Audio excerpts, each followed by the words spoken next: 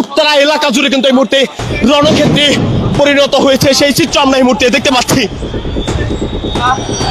রাজধানীর উত্তরায় এক রিকশা চালককে পিটিয়ে হত্যা করে মরদেহ গুম করার অভিযোগ তুলে একটি বাণিজ্যিক ভবন ঘেরাও ও ভাঙচুরের ঘটনা ঘটেছে।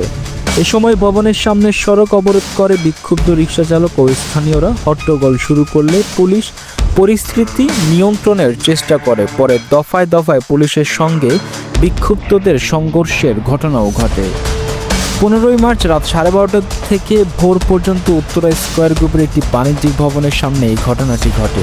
প্রত্যক্ষদর্শীরা জানান, রোববার রাতে ভবনের নিরাপত্তা প্রহরীর সঙ্গে এক রিকশা চালকের বাকবিতণ্ডতা হয়। পরে মারামারিতে রূপ নিলে এক পর্যায়ে রিকশা চালক মারা গেছেন এবং তার মরদেহ ভবনের ভেতরে লুকিয়ে রাখা হয়েছে এমন গুজব ছড়িয়ে পড়ে।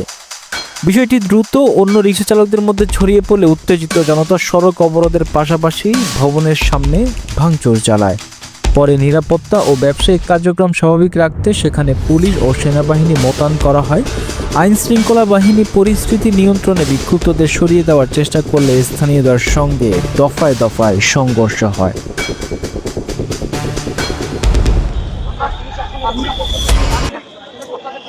আমরা দেখতে পাচ্ছি যে এই এলাকা জুড়ে মূলত যারা স্কয়ার শপিং কমপ্লেক্স ভাঙচুর করছিল তাদেরকে কিন্তু আইন শৃঙ্খলা বাহিনীর সদস্যরা বেশ কয়েকবার সরে যেতে অনুরোধ জানিয়েছিল। এরপরে আমরা দেখেছি যে তাদেরকে কিন্তু আইন শৃঙ্খলা বাহিনীর সদস্যরা সরিয়ে দেওয়ার পর আইন শৃঙ্খলা বাহিনীর সদস্যদেরকে লক্ষ্য করে একের পর এক ইট পাটকেল গুলো কিন্তু নিক্ষেপ করতে শুরু করে। তারা ইট পাটকেল নিক্ষেপ করার পর আমরা দেখতে পাচ্ছি যে এই মুহূর্তে পুরো এলাকা জুড়ে আইন শৃঙ্খলা বাহিনীর সদস্যরা দখলে নিয়েছে, সেই চিত্র আমরা এই মুহূর্তে দেখতে পাচ্ছি। মূলত তারা এই শপিং কমপ্লেক্সের সামনে দাঁড়িয়ে কিন্তু পুরো এলাকাটিকে রণক্ষেত্রে পরিণত করেছিল এবং তারা পুরো স্কয়ার যে শপিং কমপ্লেক্সটি রয়েছে সেই শপিং কমপ্লেক্সটি কিন্তু ভেঙে চুরে চুরমার করে দিয়েছিল। সেই চিত্র কিন্তু আমরা শুরু থেকে আপনাদেরকে দেখানোর চেষ্টা করেছিলাম।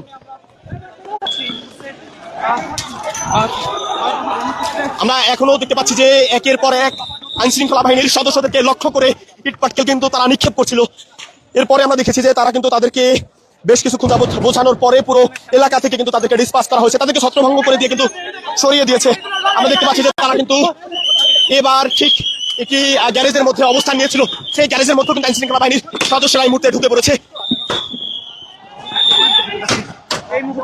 আমরা দেখতে পাচ্ছি যে পুরো উত্তরা এলাকা জুড়ে কিন্তু রণক্ষেত্রে পরিণত হয়েছে, তারা আবারও এসেছে। তবে একদিক থেকে আইন শৃঙ্খলা বাহিনীর সদস্যরা একের পর এক টিয়ারশেল নিক্ষেপ করে তাদেরকে কিন্তু পুরো মার্কেট এলাকা থেকে সরিয়ে দিয়েছে, সেই চিত্র আমরা দেখতে পাচ্ছি। মূলত তারা মধ্যরাত নাগাদ থেকে কিন্তু এই স্কয়ার শপিং কমপ্লেক্সের সামনে অবস্থান নেয়। এরপর তারা পুরো শপিং কমপ্লেক্সটিকে কিন্তু ভাঙচুর করে। এরপর দেখেছি যে এখানে নির্বাচিত সংসদ সদস্য তিনিও এসেছিলেন, তিনিও বোঝানোর চেষ্টা করলো। তারা কিন্তু আইন শৃঙ্খলা বাহিনীর সদস্যদের উপরে একের পর এক ইটপাটকেল নিক্ষেপ করতে শুরু করেন। এরপর আমরা দেখেছি যে তাদেরকে পুরো এই এলাকা থেকে কিন্তু সরিয়ে দেওয়া হয়েছে।